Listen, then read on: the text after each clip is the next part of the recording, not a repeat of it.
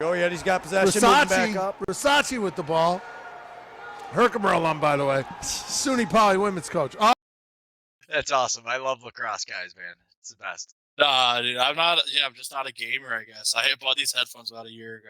I think I've used them 5 times since. That's awesome.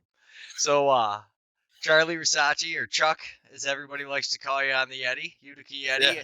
I see you're the Suny Poly. Is it the women's coach?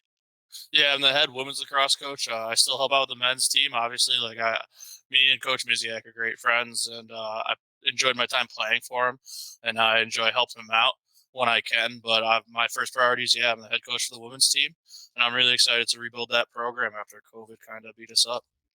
Yeah, that's rough. How long ago did you play for Coach Miziak? I played for Coach Miz in 2018-19. 2018 and 2019. That's awesome. So you're a pretty recent graduate there. Is that the only place you played? No, I ended up playing at Herkimer 2016 and 17. I had a long college career, to say the least. Bounced around a couple schools after Plattsburgh. I went home for a semester at Orange County, and then I went up to Herkimer, played for Jamie Ireland up there. Battled through 2 years up there, which was a great experience, and I wouldn't trade it in for the world. But part of me wishes I was on one of those older Herc teams that was dominating.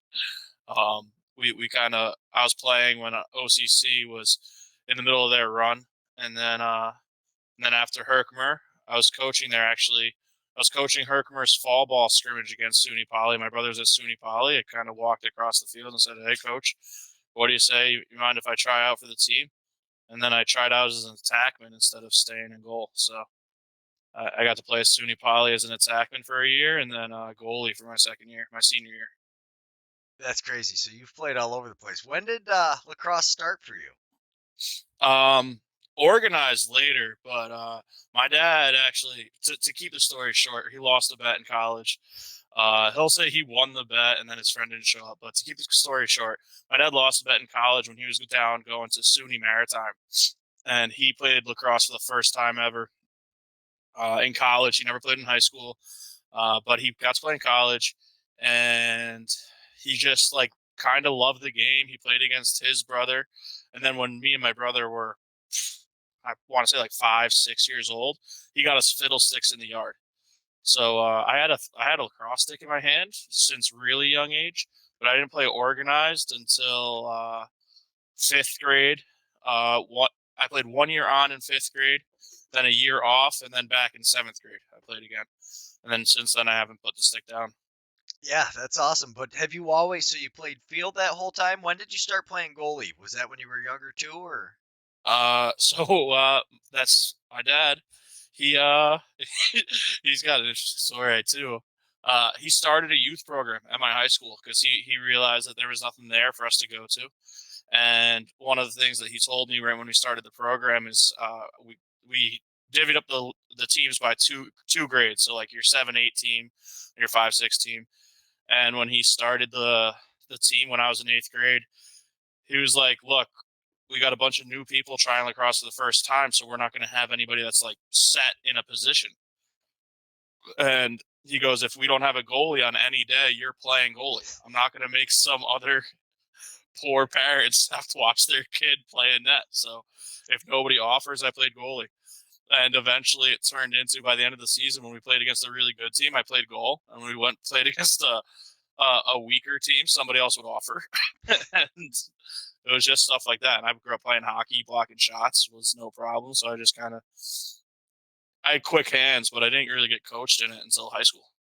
That's awesome, and props to your dad for starting the team. And that's the real glories of being the coach's kid. Everybody likes to pretend like the coach's kid gets all the playing time, but in reality, it's usually the coach's kid gets the brunt of all the. He gets the brunt of the abuse. He gets the brunt of, hey, you need to go fill this role here, fill this role here. Yeah, no, I mean, I definitely grew a lot from being a coach's kid. I wouldn't trade it in for the world, but it was definitely an experience. It was like, "Hey, we're missing this today. Can you do it?" And of course, it was like, "Yeah." "Hey, we're missing a midfielder," and typically I would play midfield, especially at a younger age. But hey, we're missing a deep hole today. Pick one up out of the shed. So I want to go pick a deep hole up out of the shed. everybody likes to play midfield and attack, but it was D-pole and goalie and just random stuff. Like, hey, you're gonna play D-midi this possession. You're gonna do this. It's just part of life. It's just part of it. It was a great time. I loved it, and it made me a better player too. Seeing the entire field. Yeah, it definitely makes you a way more well-rounded player, I would say. But now I heard, so you tried out for the Yeti as a box goalie. Were you playing box goalie anywhere else beforehand, or? No. So we started. So I played roller hockey goalie when I was little. There's going to be a lot of hockey ties in this. But I played roller hockey goalie at a really young age, like up till I was about 12, 13. And I was good at it. I loved it. And then I played field goalie, and I just kind of always had a knack. Like I would play pickup soccer goalie. I just kind of always found myself in net. Just, if you want to make it sound good, you say fearlessness. If you want to make it sound like a knucklehead, you're just like too ignorant to fear a ball. Like, it's just Stupidity, yeah, lack of reaction time.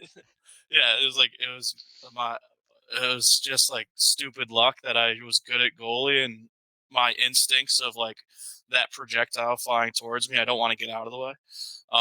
So when I started playing box, they kind of said, "Hey, you'll probably be a good fit." And I was like, "Should I play attacker goalie?" They were like, "You should play goalie." So I go to a couple tournaments playing goalie, trying to learn the ways of it a little bit. Definitely way different than any other position I've played before. It's weird. It taught me a lot. I'm grateful for the time. But what a lot of people that didn't know was in hockey, I played defense, and I was a very physical defender in hockey. And everybody that saw me play lacrosse was like, "Oh, he's a goalie or an attackman. Like, he doesn't hit hard. He doesn't know it." And when we got back in the rink, I kind of, after a couple of days, I was like, "Guys, like, trust me. Like, I know how to hit in here. Like, this isn't a big field where I got to run 50 yards. Like, now this is my world." So I eventually made the switch. Yeah. Where did you? So what was your hockey? I played. That's what I played. I was a hockey player all growing up. Did you play competitive travel, or was it? Yeah, travel youth was mostly with the Bear Mountain Bears. I mean, this is stuff I forget about, but we were pretty good. I think I don't know. It was like when I was really little. It was 8U and 10U, and Oh, gotcha. we would win tournaments and like go to, but it was just like youth stuff. It wasn't house league. We traveled, but it was, you travel from downstate New York. You go to Delaware, Albany, Massachusetts, Connecticut. I think I was playing at a pretty high level when I was like in 8U and 10U, and then once I got a little bit older, the level started going down, and you start realizing like hockey's just an expensive sport. So I'm one of six, so it wasn't we're not going to throw a boatload of cash into. I was never going to the NHL or anything. So Yeah. Yeah, and you're not going to. I mean, the travel, all of that's crazy. So yeah, no, playing. That's one yeah, huge thing with high school sports that a lot of people miss is it's having the high school sports and having the SUNY teams. You provide an opportunity to those kids whose parents can't, yeah, send them all over the place. It's huge to be able to have these programs for people that can't travel. The house league programs are really where you get. Uh, I'm not going to say you get all your top level guys, but it's really a huge thing for these guys to give them an opportunity because some kids, they're really awkward when they're little, and then all of a sudden they grow into their body and now they're a stud, and it's like, wow, we really should have kept that kid yeah. interested. Yeah. So like, yeah, once I started playing varsity hockey, my dad was like, "All right, we're not going to do the club stuff anymore. I'm not going to drive you Wednesday night straight from varsity practice to a North Jersey club practice." And like, I know some of my teammates were doing that at the time, and more power to them. But I was playing lacrosse every day. I wasn't playing hockey, and then I was playing varsity hockey, and I was having a fun time with that. So, I mean, I wish I was in the NHL right now, but obviously, I was a far way off. Yeah, we that was my whole story though, as we played all through youth hockey, and I got lucky. We had Barry Melrose was and Glenn Murkowski, a couple of That's awesome awesome. guys. Yeah, they were our coaches. Just we got lucky. We grew up with their kids, so we ended up Oh, doing really well. We got yeah, a lot of fun. Oh my god, yeah, yeah, great hockey's time. a blast. Yeah. I'm starting to get back into men's league now. It's just like once you strap on the skates, there's nothing like it. Yeah, there is a few things like skating. You can really feel it out there. I wish I could get out there and play lacrosse. So anyway, you started playing box with the Yeti. Was the first time you ever played box?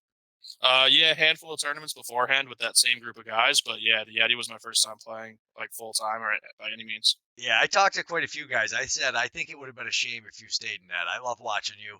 Like you and Snow when you get the ball and you come charging down and you're gonna lower the shoulder and like you're not even necessarily gonna take the shot, but just like the hey, I made you stay on the floor. Here you go. I'm gonna run you over. Either rip a shot, give it to somebody, but like there's nothing like a transition goal to spark the team and get it flying. Yeah, no, man, I love it because obviously I'm so used to like you said, hockey. You stay on the floor the whole time. You stay on the rink. You play both ways. And in box, that's not the case. But when I get the opportunity to get the ball, get upfield, um, also just like kind of to send a message every once in a while. You see a guy. We got plenty of offensive guys that they get beat up throughout the game. So when I get an opportunity to get one back for them, they're one of their defenders comes on the field, I get an opportunity to kind of give him a shot because he's been taking shots at my guys all day. Like that's one of the things I look forward to. You kind of take a number and just go send a message. That's awesome. Now what is going on? Did you try out for the PBLA at all? Or are you not interested in that? Or Uh, I was super interested in it. I know there's a lot of really good players in it, and I was wanted to do it, and then just unfortunately their season overlaps a ton with the college season, and I'm prioritizing my career, but mostly all these athletes I've dedicated time to. So I got an opportunity to talk to some of the people that are going to play in the PBLA and one or two people that have coached in the PLA or PBLA, and I just wish they played it a slightly different time of year where I could participate. But it looks like they're going to have a great season. I'm rooting for all the guys I know. Maybe a couple of years down the road, if my career changes, I'll give it a shot. But when I'm talking to all these players and I talk about how much dedication I want them to give to my program, I can't go back on that. So yeah, I'm pretty dedicating, I'm dedicating it to the women's team and the men's team at Suny Poly. yeah, that's awesome to hear that you because like you said, when you're out there recruiting, that's really what you're selling people on is that you've told these young women that, yeah, hey, I'm gonna be here. Let's do this together. And yeah, it's nice to see you honoring that. Yeah, I mean, I think it's only fair, and we're gonna push them hard, and we're gonna try to win as many games as we can as a team. And I want them to be as dedicated as I am. And if I'm out flying or missing practices or having to cancel practices to go chase that, if I was an assistant coach, maybe it's different. But being a head coach, I don't think it's fair to the team. Which just unfortunate timing. Yeah. Now, is that you're a full time coach for there, and you work at the college too? Yep, full time coach.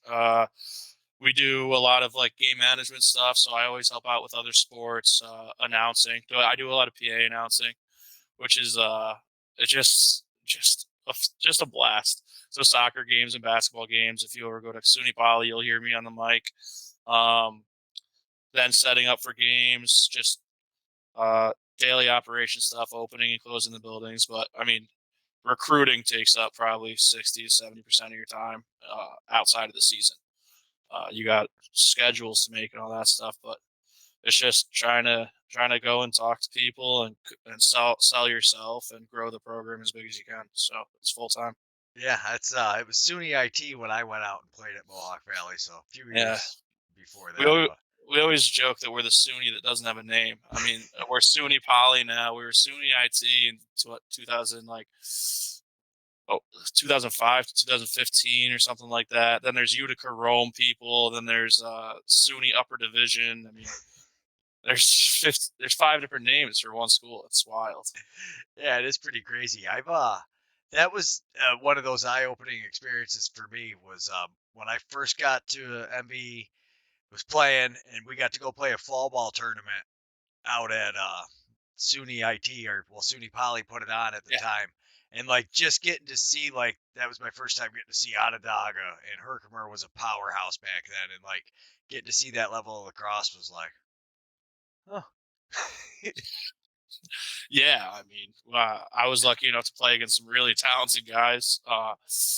It was flipped. Onondaga was the powerhouse when I was at Herkimer, but you see, there's so much talent just regionally. I mean, obviously Syracuse is a hotbed, but people don't talk about other than the pals from Carthage.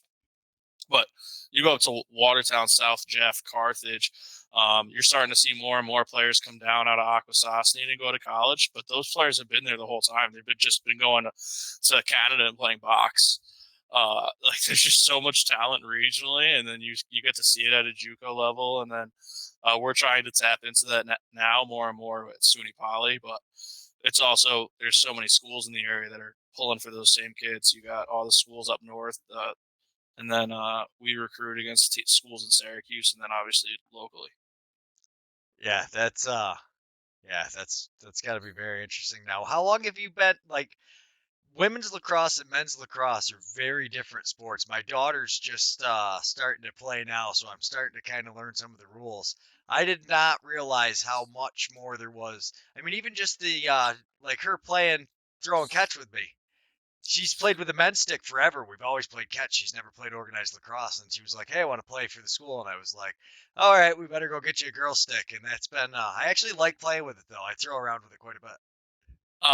Yeah, it's, I would say it's more similar skill wise than people give it credit for. So, I'm Brady Bunch. There's six kids, my parents have, and 3 boys, 3 girls. So people that don't get the Brady Bunch reference, but it's split down the middle. And the girls and boys all played lacrosse, so I always had a girl stick around, as well as our guys sticks around. I always say that girls lacrosse is more skilled, and men's lacrosse is just way more physical. Like, because we actually did a fastest shot competition at our alumni weekend this year. So we got some of the men's players to take shots with women's sticks, and they just have no idea where the ball's going.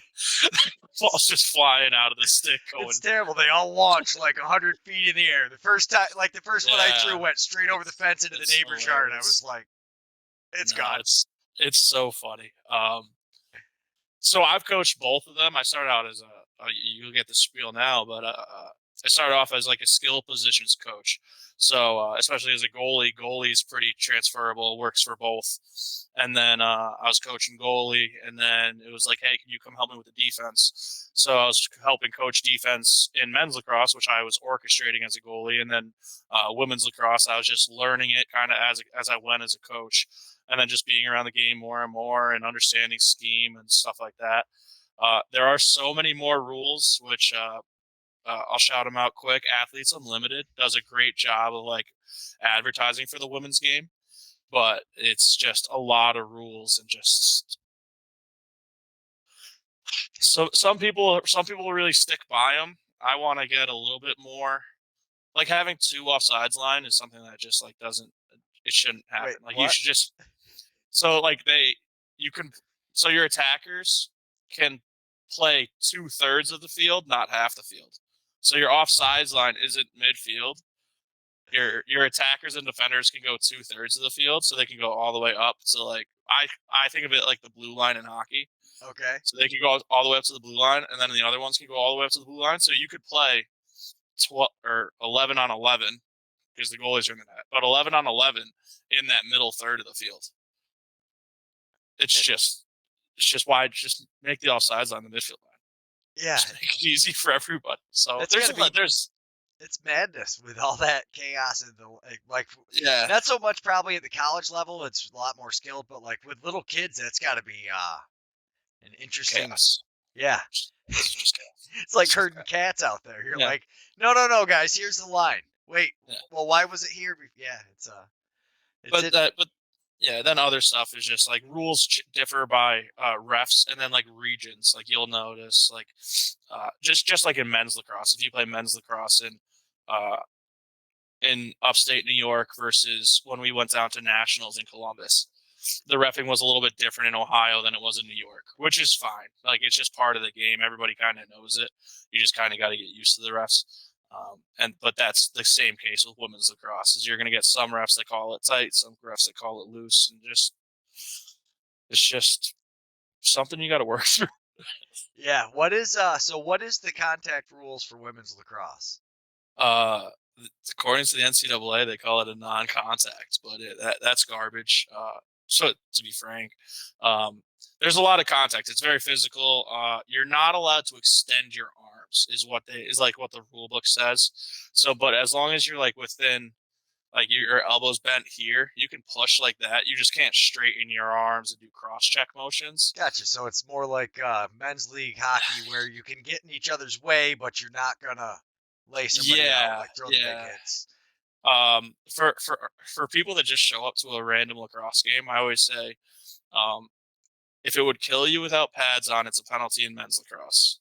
If it would be considered assault without pads on, it's considered a penalty in women's lacrosse. Okay.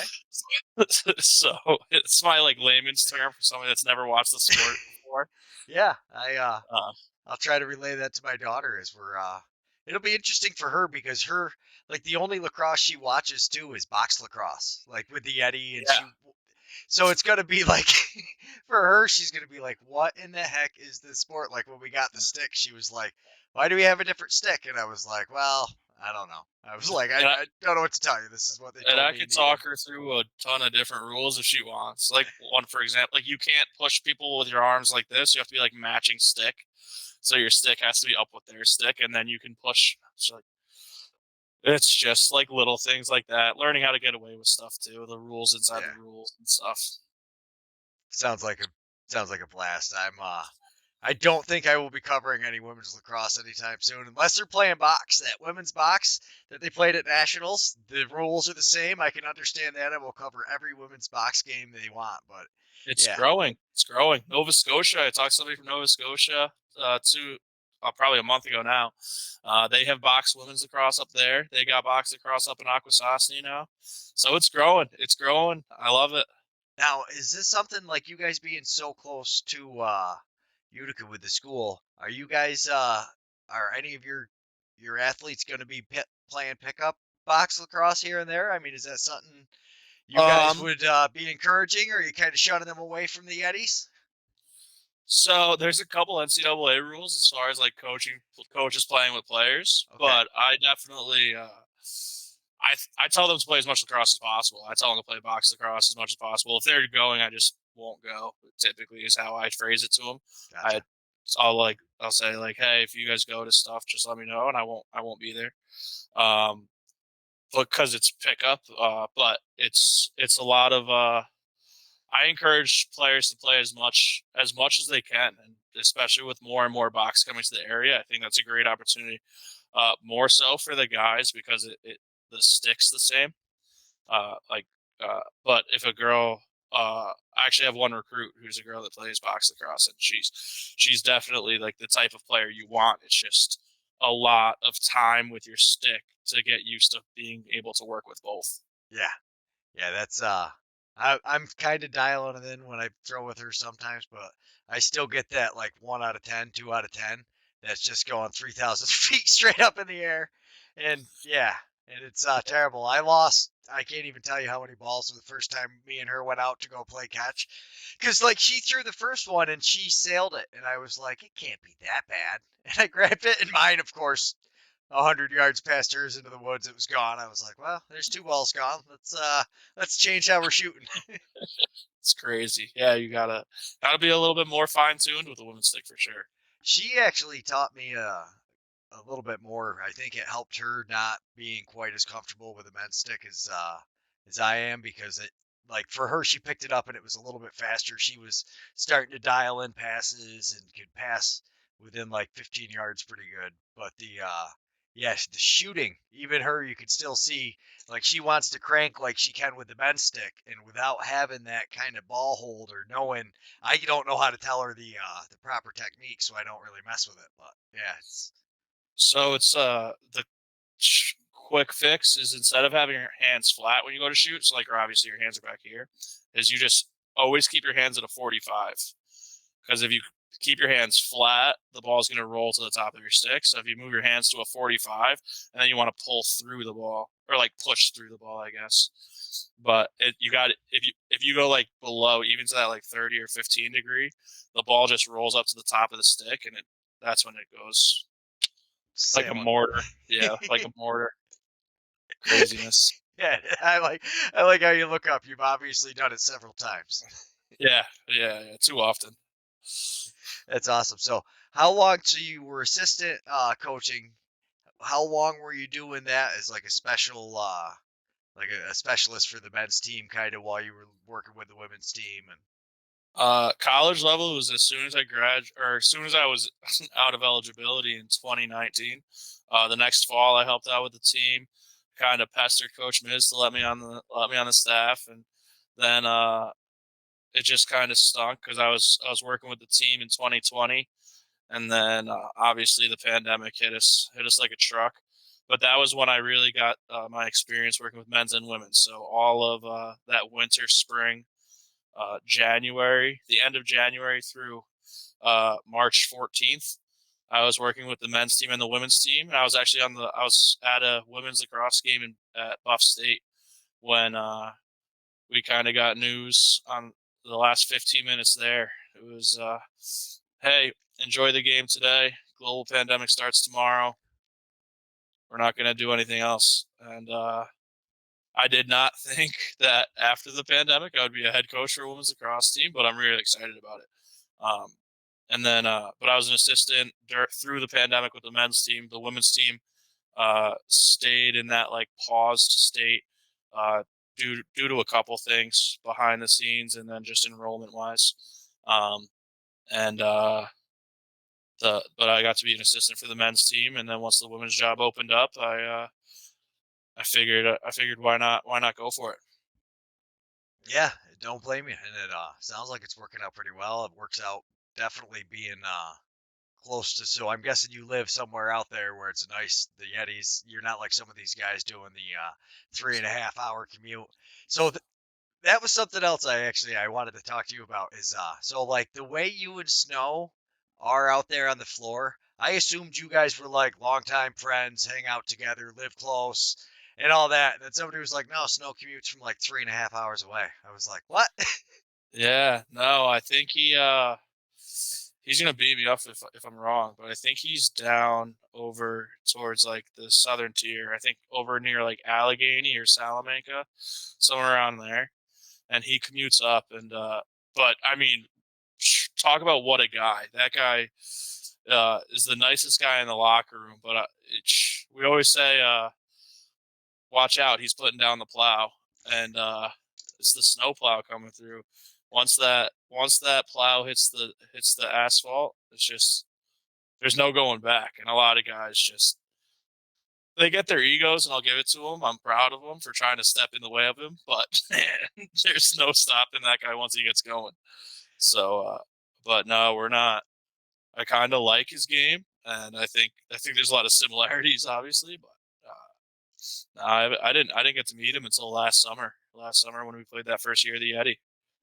Yeah, that's just crazy because like the one thing I noticed when you guys are out there is like you seem to know when the other one's going too, and like the way you guys play off each other where one's always like staying more back and like the other guy you kind of like know that half a second, which really seems to give you a drop on getting the ball that like little bit of communication that like not everybody has where it's like okay there's a ball going towards the side and yeah it's Yeah, I mean, it comes with like this. And I trust all my teammates, but it just comes with this like maybe not trust, but confidence. Like I know that if that ball's on the ground, he's going to get it, and he knows to get his eyes upfield, and his luck is to me, and then vice versa. And we try to build that with all of our teammates, and I think it's one of the reasons we were actually able to go to Nashville, or not Nashville, Columbus.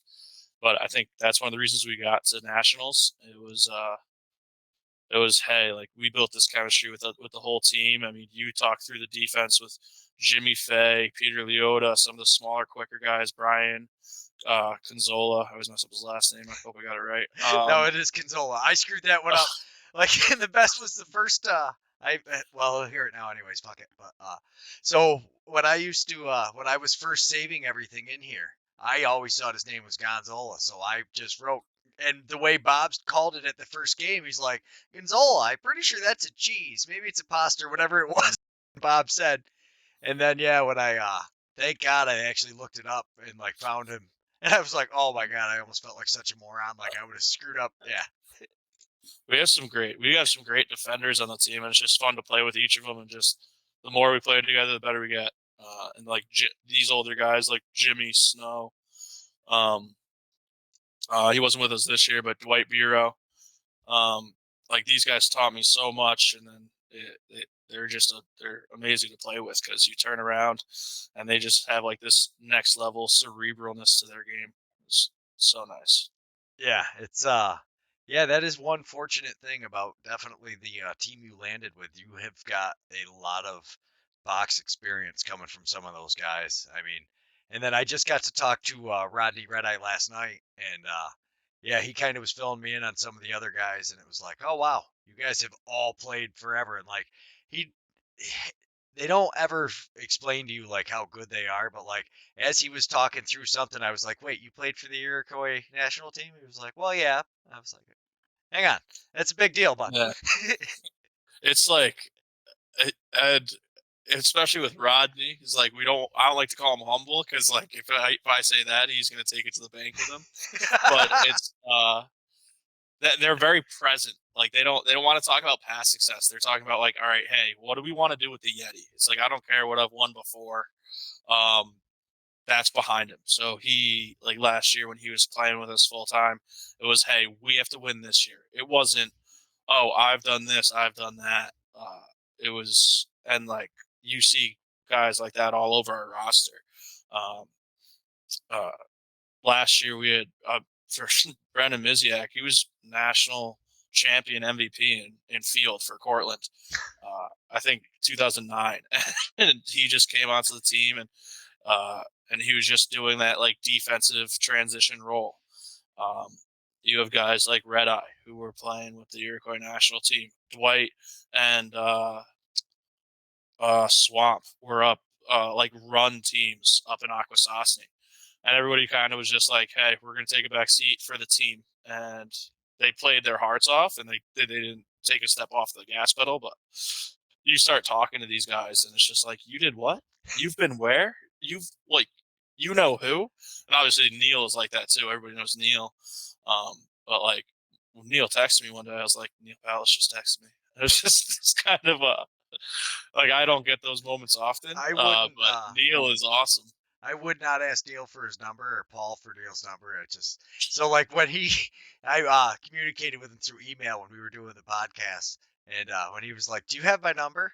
I like ran in like a little kid to my wife. I was like, "Neil Powell just emailed me his phone number." It was like, yeah, Yeah, yeah, that's what's cool though, because like you said, none of those guys act like that. But like the more research I do on this end of it, like seeing where these guys have been, who they've played with, where they've played, like what they've done with the game. Wow. and they're so humble because they'll come up to me and they'll be like, "Oh, you did this in college?" And I'm like, "Dude, I did nothing compared to you. Like, what are you talking about?" I appreciate it, but it's just so funny. They're awesome guys. Yeah, they really are a great group. But I tell you though, watching that level of box, like I wish there was more box programs around here, because especially I like to say when you see like the guys that have played for a long time box lacrosse together out there on the floor, the way they just move the ball around is like it's kind of like magical, just like zing zing zang. Like there's no wasted movement, there's no extra cradles, there's no nothing. It's just in and out of the stick so fast. Yeah, it's one of those. It's one of the things I think we've gotten so much better at, and we're still so far off. It's just it's well, what's that old saying about chess? Like it's easy to learn, it's impossible to master. It's just you're never gonna get it right with box until you play with the same guys for 20 years, and even then, it's still a chemistry thing and moving to the right spot, and then putting your egos aside. And the more and more you watch the NLL, the more and more it impresses you. And these guys are just madmen and magicians. Yeah, it's amazing how fast like the small windows that these guys can put the ball in and like zip it 100 miles an hour and the guy catches the pass and then finishes.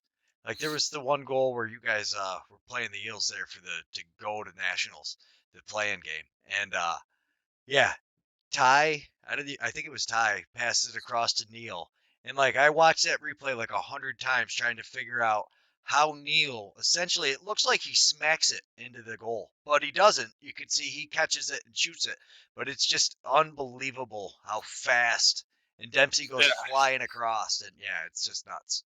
no, and then like Cook and Hill have played for so long together. There was one cut where I think Hill passed it to Cook, and Cook's stick didn't move. He just all of a sudden had the ball, like it was like a video game glitch, and he just shot it and finished it. And I was like, that's not supposed to be how that works. Yeah. You're supposed to have to make an effort to catch the ball.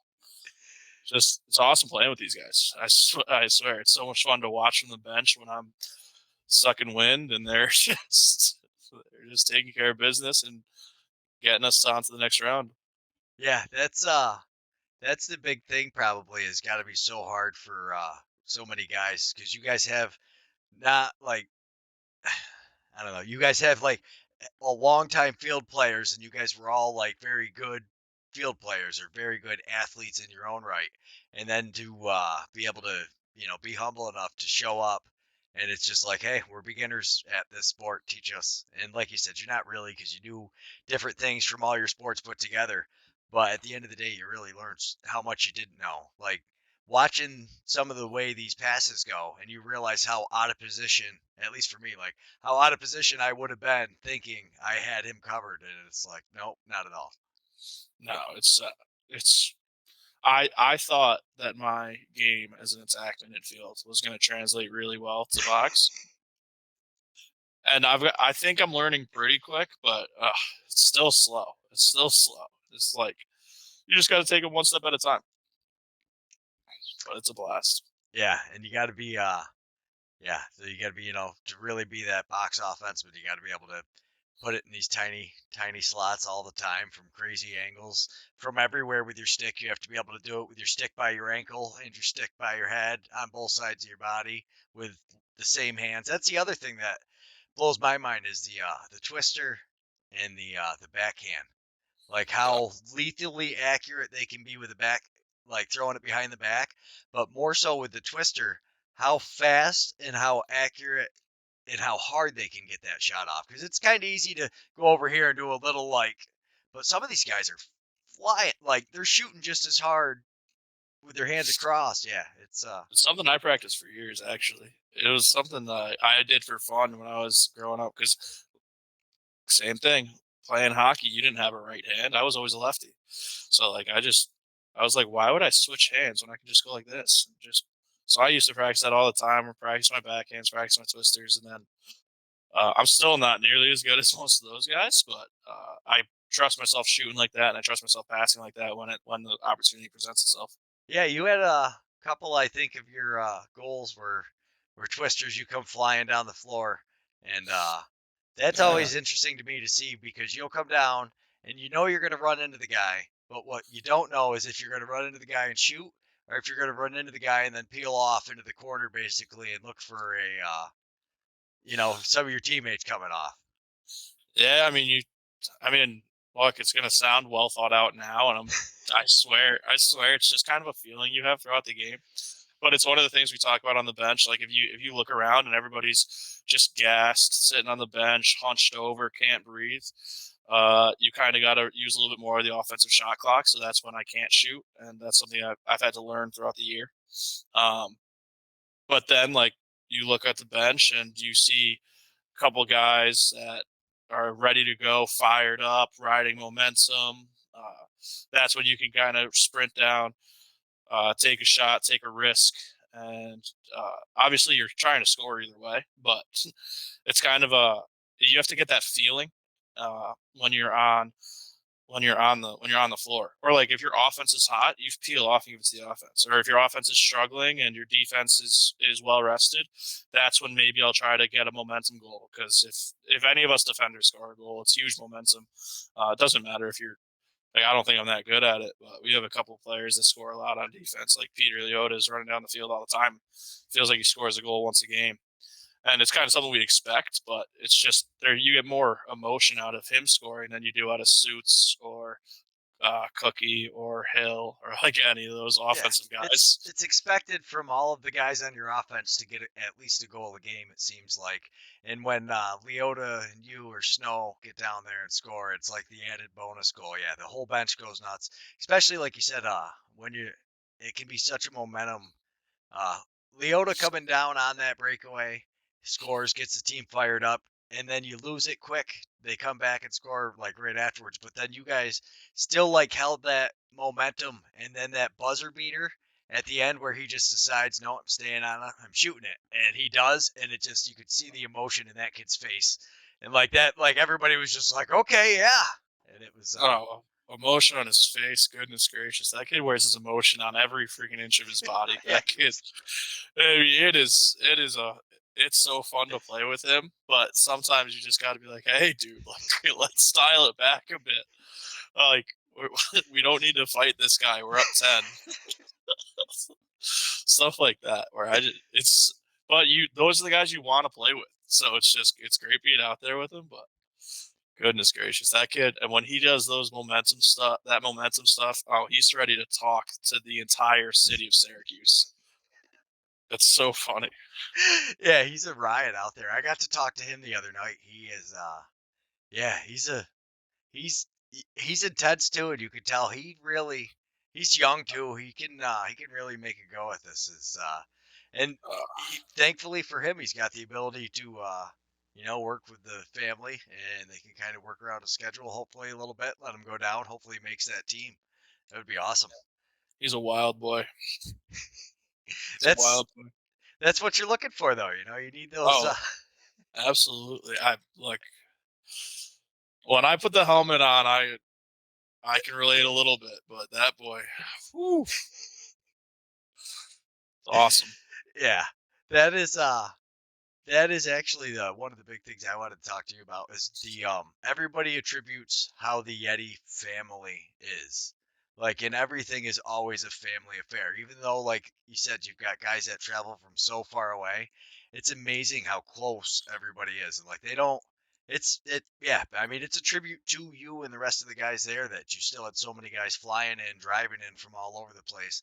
And like the only reason Rodney Red and I didn't play with you guys this year is because he's concentrating on his son. Otherwise, I think you'd be hard pressed to see him not playing for the Yeti. I think you'll see him again in a couple years. Yeah, Rodney's not going to hang it up until he has to. But I mean, I'm surprised we've gotten this far. I mean, when you talk about the Yeti, the first person we should be mentioning is Paul Necker and Tony Sorcy and John Lehman. I mean, those guys. Uh, it feels like a pro environment. It feels like you're taken care of every day. They care about the guys. They care about the team. They try to make sure everybody's happy, healthy, well fed. When people get hurt, they make sure everybody makes sure takes care of the guys. Um, it's just you get this environment of, and yeah, like I live locally now, but I'm not from the area, so even most of the guys that are local, I didn't know them until the Yeti started. And now I'm working with some of them. Other ones I call for random help on random projects. Some of them, like I flew to Prague with a couple of the guys this September. I mean, it's just an absolute incredible experience and atmosphere when we're all together. And then like they're so encouraging to bring your family around. My brother comes to the games. Uh, if my sisters lived closer, they would have come to the games. But you see wives, children, brothers, sisters, parents at all the games, and it's because of Necker and Tony and Johnny, and they just make it an atmosphere that I'm looking forward to next summer already, and I have so much to look forward to in the spring. I'm so excited for my season and what I'm going to be able to do with Suny Poly. And in the back, there's just like that 1% of me that's like already like, I can't wait to put on the Yeti jersey again. I can't wait to go and represent for Paul and Tony and go run through a wall. Yeah, I can't wait to see what next year brings too. Some of you guys will really be getting into year 3, which is because you don't see changes. You'll see a couple vast improvements, but then you won't really see your big changes like 3-4 years down the road.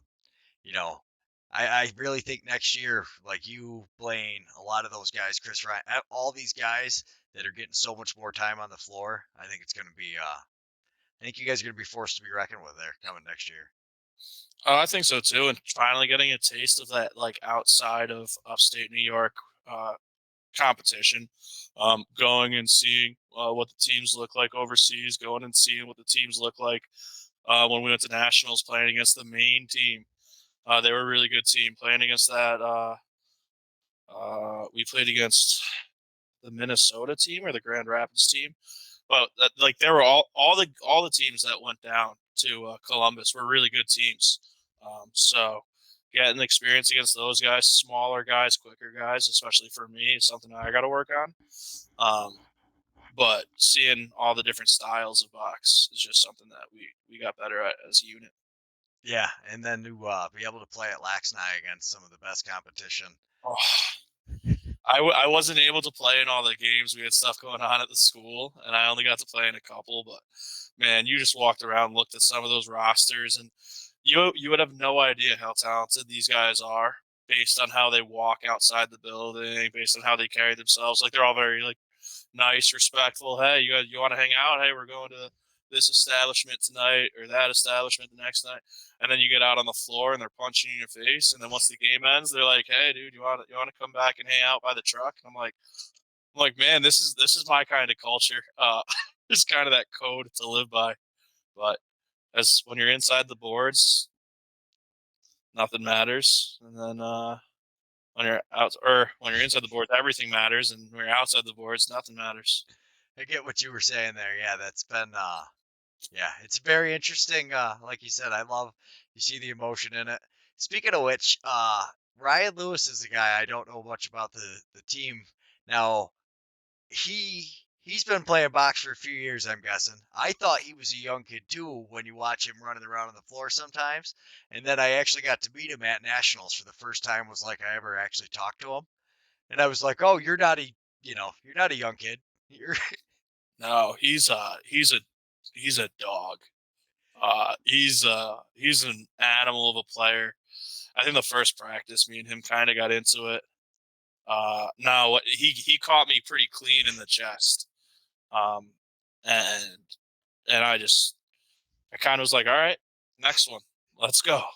And amazing guy, and just he's one of those guys that understands the code and lives by it. So if you're wearing the other jersey and you're on the floor with him, he's ready to take your head off. And then once you're off the floor, he'll talk to you about, hey, how's the kids? Hey, what can we do to get better? Hey, and then like he'll even talk to opponents sometimes, and it's just because he's such a great guy. I mean, no better person to be out there with, and he's not. He's probably not the same stature as me and Snow, but I'll tell you what, that man can hit. That man can hit hard. yeah. Dense, dense. Yeah, and that's why, like I said, watching him play, I thought he was a young, like I thought he was closer to like your age and like Blaine's age and all you younger guys, because like he's out there and like you said, he hits hard and he is a part of like every minor scrum. Like he's that guy. He can kind of get up. He doesn't take it that far. He doesn't get many penalties, but man, does he get under the other team's skin and He knows exactly where the line is. Don't let anybody fool you. He knows exactly where the line is, and he knows exactly where the ref's eyes are. He's one of those guys. The ref turns his head. He's poking you under the helmet, stuff like that. He's an awesome player. He's one of the players you would hate to play against, which is the ultimate compliment. It's just he's incredible. Another great guy to play with. yeah, your whole team seems to be full of them.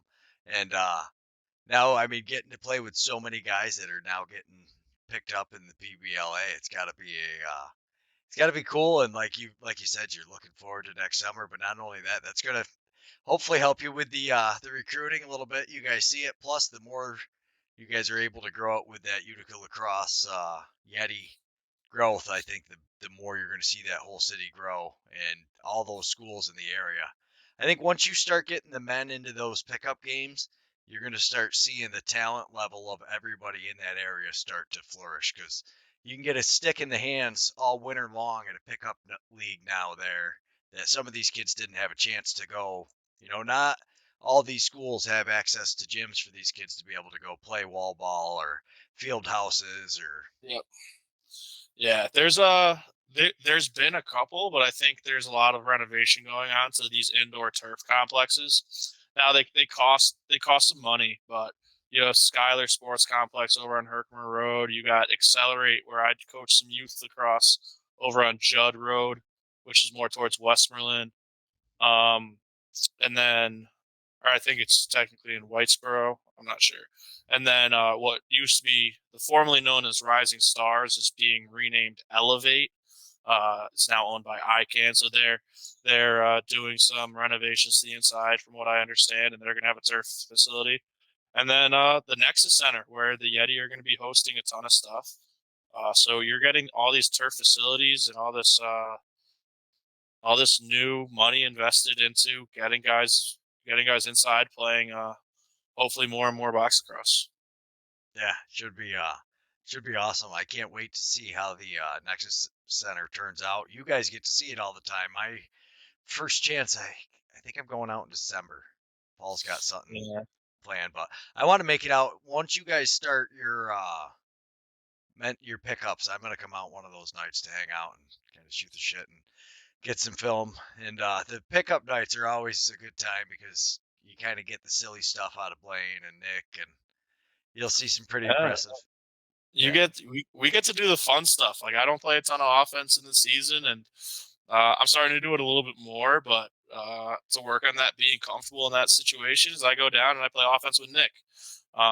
And me and Sutsy, we'll get into it. We were roommates for a little while, so we'll get into it and yell at each other, and then it's just all brushes off the shoulder at the end of the day. And but it makes us both better, and it's just fun to try new stuff.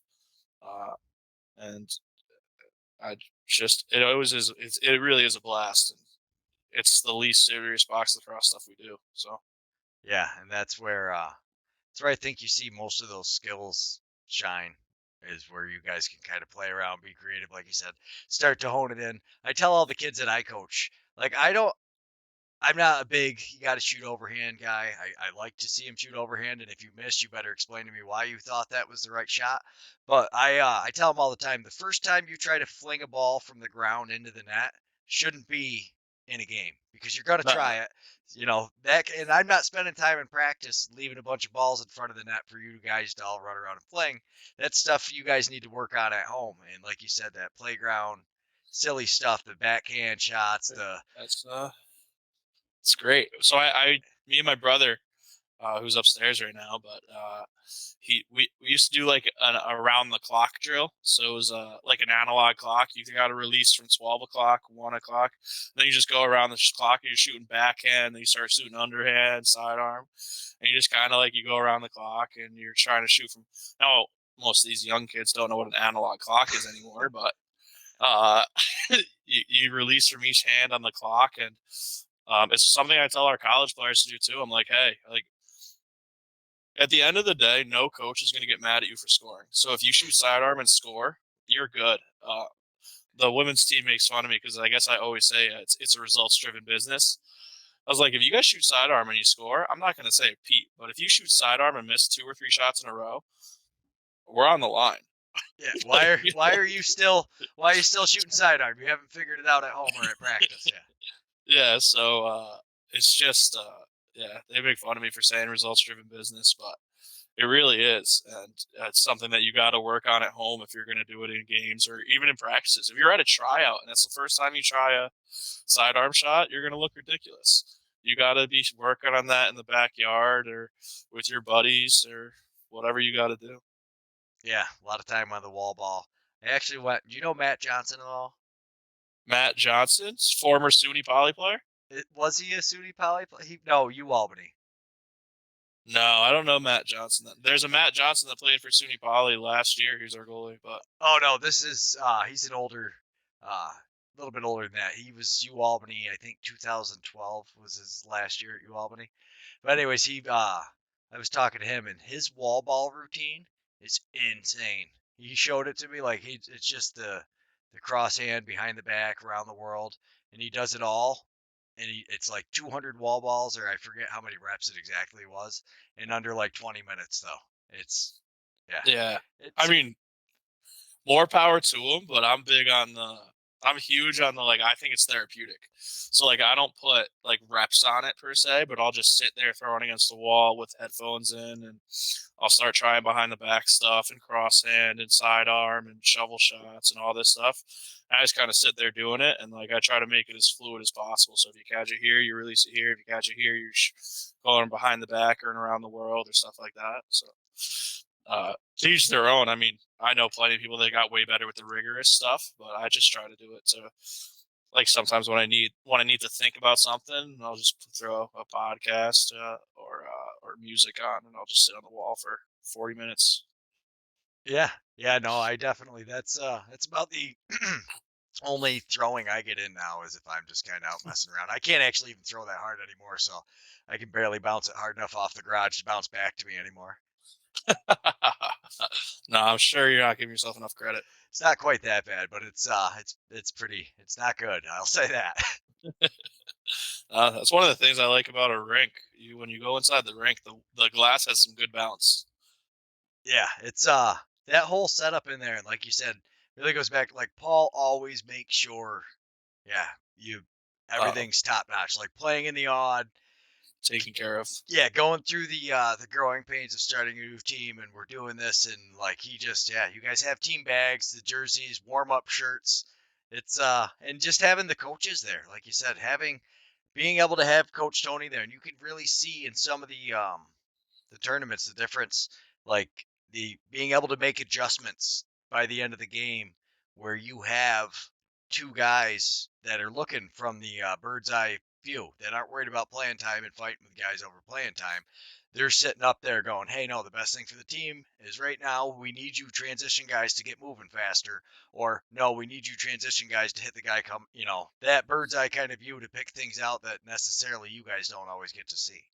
Yeah, absolutely. And just having a clear mind and not worrying about where you're getting, like, not that we worry about where getting water, but, like, you're not getting to the bench and trying to find water and talk to your one teammate about that one pick and switch, and, like, they can look at the game at a more general sense. And it's so nice having coaches. I watch teams without coaches. They have those player coaches. It just doesn't work out because how do you can't see everything as a player. Maybe if it's a goalie, but even then, I don't think it works out well. So I'm really grateful for everything that Sony and Paul do. Yeah, no, it's definitely it's tough because, like you said, even when you're on the floor, if you're actually playing hard, you can't pay attention to everybody else. You know what most guys are doing, but you're not seeing what's going on with the other team. Are we not hitting the transition because they're cheating and they're getting out of the bench too soon? Are we not hitting the transition because this guy's being lazy or we're missing communicate? Yeah, the smaller points in those games, like you said, is really where you see the difference. Yeah, probably because I'm walking off the floor because I'm tired. But all the That's little my stuff. I love listening to Tony scream at you guys about it. And we're gonna what? Run off. Yeah. It's just lucky. I mean, everybody has their own excuse, but you just got to avoid them. Yeah. Yeah. So what now choosing to be the women's, coach and stay with that instead of the PBLA. So you're basically like this kind of summer league and stuff is basically it's awesome. I'm so glad that we're doing it, but in playing in these tournament teams, are you going to Nashville? I'm not. I don't do a lot of the tournaments this time of year. Um, I'm kind of taking a break. I had a lacrosse filled summer. I was just nonstop, saving a little bit of money, spending a little bit more time with family and friends right now. But I'll be back into it. I told Nick Kiefer that I was going to be out of box lacrosse until next summer, and he gave me a strong no. That's all he really said. He just said no. So I guess it's not up to me, but um, it's great that the guys want me there, and I'm excited to get back into it. And I'll be going to these pickup events and stuff like that. But as far as big tournaments, I'm probably out. Maybe I'll do one in January. Probably not though. I probably won't be back until May. Unfortunately, I wish I could be on a PBLA roster, but like I said before, the girls team means as much or more than my career at the moment. So So what are we expecting this year from the women's team at Suny Poly? a big improvement, man. Last year was tough. We had a lot of players that were playing for the first time. Unfortunately, after COVID, there was no recruiting done. So when I got in November, it was a lot of girls that were willing to play, even though they've never played before. And getting a recruiting class in this year will be better than 1-12 that we were last year. I'm not going to put a number on it, but uh, I'll say this every year that I'm coaching: your first goal is to make the playoffs. That's your first long-term goal. No matter if you're Duke, Cuse, Lehigh, Colgate, Suny Poly, or Suny Cortland, first goal is going to be make the playoffs. And then from there, it's a one-game season every game. So that's our goal right now. That's our long-term goal. And then just other little things. But I expect us to be much better, much more competitive across the board.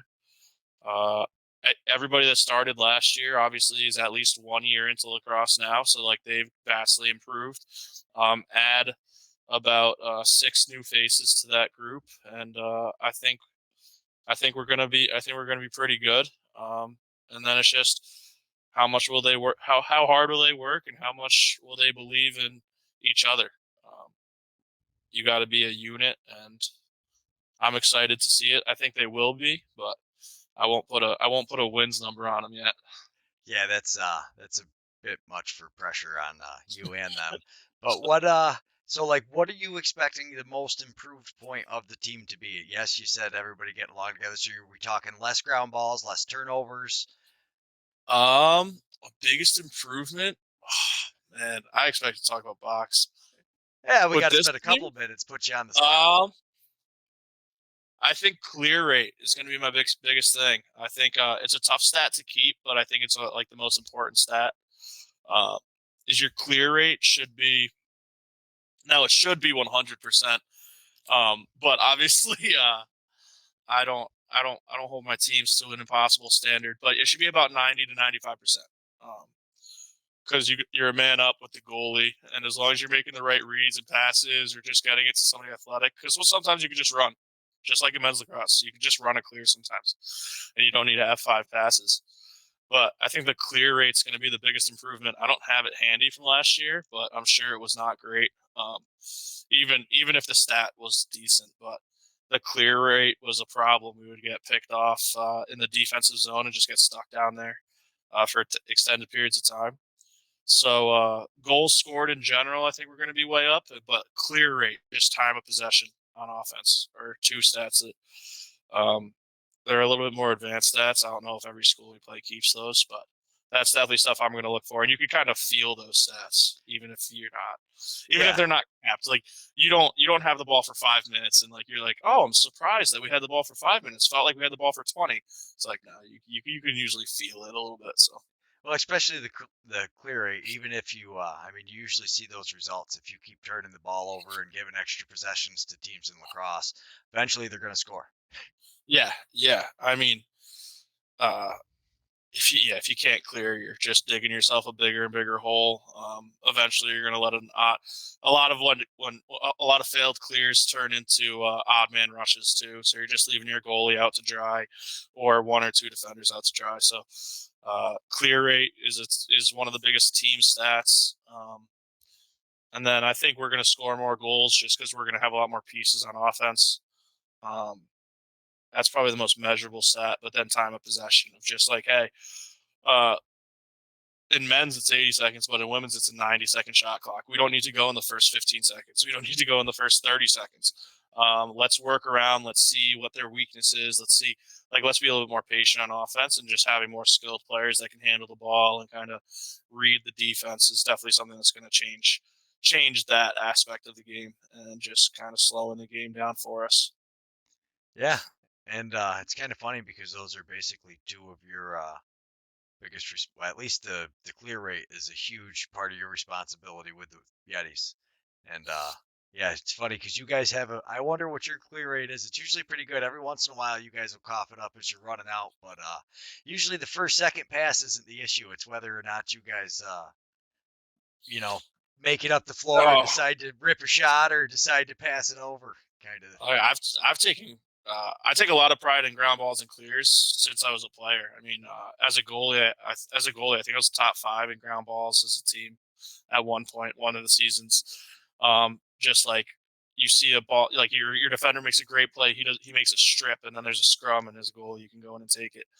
On the Yeti, ground balls is something I take pride in, but then like turning, like the old adage of a goalie has one job, and that's to stop the ball, is one of the most infuriating quotes that I hear. Um, if you're a goalie, your job is to stop the ball and start the offense. It's a stop-start position. So you stop the ball and then you start the offense. So if you can clear the ball and you can at least have a threat of a 50-yard pass, you are such a better asset to your team. Or if you can get the ball out quick, if you make clean saves and you hit a girl on the break, if you can be a pivot point, let's say like you got stuffed on the right, you want to swing it to the left, the goalie being like a back pass and pivot point, that's a huge, huge add to the team. There's a lot of stuff like that where you just talk, just communication and stuff like that. But your clear rate is so important, and then it turns into what the other two are. That's like you can have a lot of goals with not a lot of time of possession, and you can have a lot of time of possession without a lot of goals. But to get both of those, you need to clear the damn ball because you're not going to win every draw. Like it's not realistic. You're not, even if you win 60% of the draws, congrats, you're still going to be playing defense 40% of the game. You need to be clearing at a high rate, and if you're not clearing at a high rate, it's generally going to lose the game. Yeah, it's a pretty simple philosophy. The big thing is, like, you notice with some of the box goalies as opposed to field goalies, the rebounds. Like, if you just leave rebounds out front of the net, or like you said, with a field goalie, it's more important to make sure they can really throw that 50-yard pass. Where a box goalie, I mean, yes, that's nice to have a 50-yard pass, but most of the time they don't. I was amazed at how little they start with the ball. Like, I was used to the hockey goalie style, covering it up with their glove a lot, swallowing up the rebounds. It's tough to cover up a lot of those rebounds in box. Yeah, and like the wall, I think it's called, which is like that like The big 2 wooden, foot. No, it's the 2 foot plastic stick, and then like the wooden sticks. They're just so hard to throw with. So we actually put in a couple things when the goalies get in trouble. We would like loop behind the net, kind of get you some acceleration going before you get upfield, or just sometimes the goalie will just drop it in the crease, and like just having the field goalie experience, I'll just pick up the ball and I'll try to make a 30-yard pass. Having a ceiling in a box rink makes that a lot tougher than it looks in some arenas. Sometimes you're dealing with some support beams going across, only like 20 feet high, where I never had to deal with that in field. But it's something nice about the Odd and like the field house over in Onondaga, or the arena in Onondaga as well. But every once in a while you play in a hockey rink and you realize you can't throw it more than like 20, 25 feet high. yeah, yeah, that makes it it's something I didn't really think about too much. Yeah, as the clearing pass is going out, you hit the bottom of the scoreboard or something. You got to put them on a rope. There was one, actually, I had an assist to Suits earlier this year. We were playing in Clinton, and it was just like I fired the ball, and because of their low ceilings, I bounced it to him, and I was lucky. He turned his head around just in time to catch the ball. But it's one of those things. If you could turn the offense or defense to offense quickly, you're at a huge advantage, and that's. I mean, it all goes back to the clear rate, and I think if I can harp on that enough to the women's team this year, I think that'll be a huge added bonus, and it'll lead to us being more competitive and hopefully winning a couple more games this year. Yeah, that's awesome. I hope you guys, it'd be sweet. I mean, and you're in a tough spot as far as like you're rebuilding a program, but it's also nice because you didn't have an expectation set up ahead of time, and you're kind of rebuilding a program, and you get to start from, so any improvement is nice. I kind of get to build my own culture too with a lot of players not being lacrosse players, or everybody I'm recruiting is kind of just like a culture builder, and I get to recruit. And like all the girls I had on my team last year, all the girls I had on my team this year, I'm grateful for them, and I'm really happy they played and stuck it out. And I'm really excited about the team this year and all that stuff. But just I didn't get leftover from like 30 players that had a different coach and like a cancerous attitude problem. You know what I mean? Yeah. And just being able to start with a clean slate was awesome. So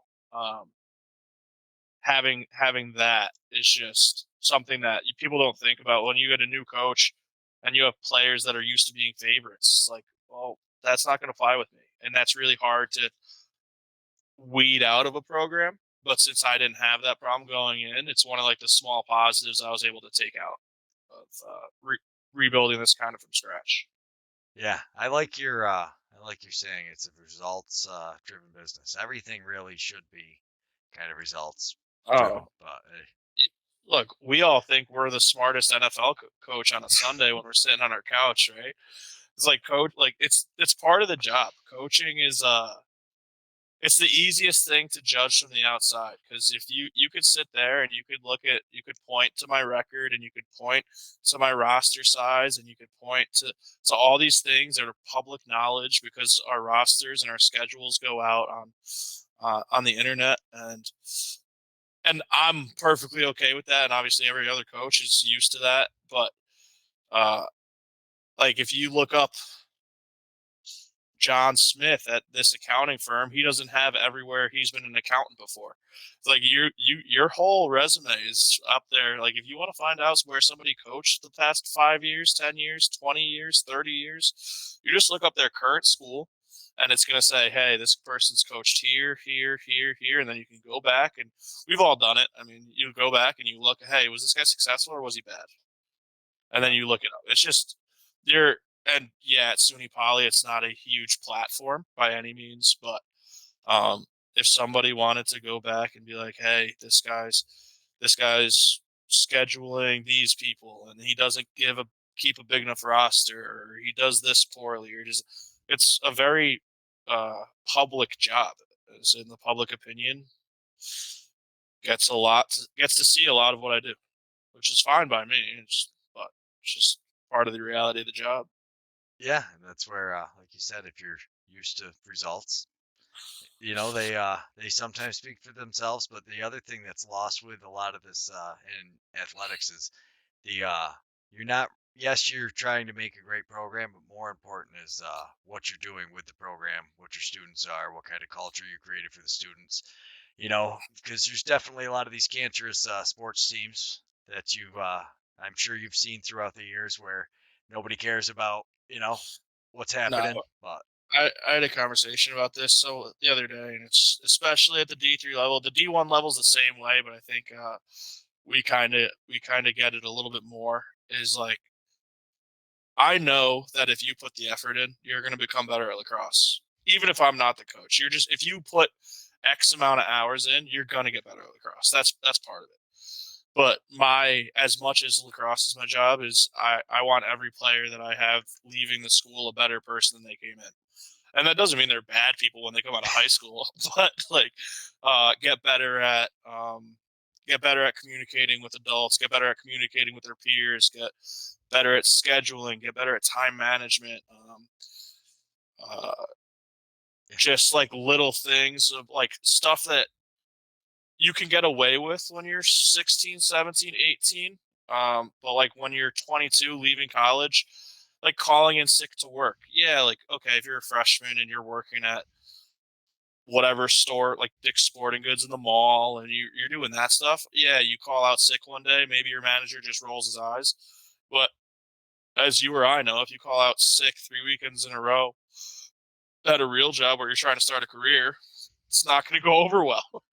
So it's little stuff like that. We want to make them better people, not just better athletes. And I take pride in that. I think all the coaches at SUNY Poly do. So, uh, it's an environment that I like to work in, and it's an environment where I think the students actually become better people. So it's a huge part of our job. Yeah, that's awesome. It's good to hear. I like that expression. If you want a job where you don't matter if you bang in, then well, take that kind of job. But if you want, like you Yeah, can't take, weeks at a time off to just go do whatever you want.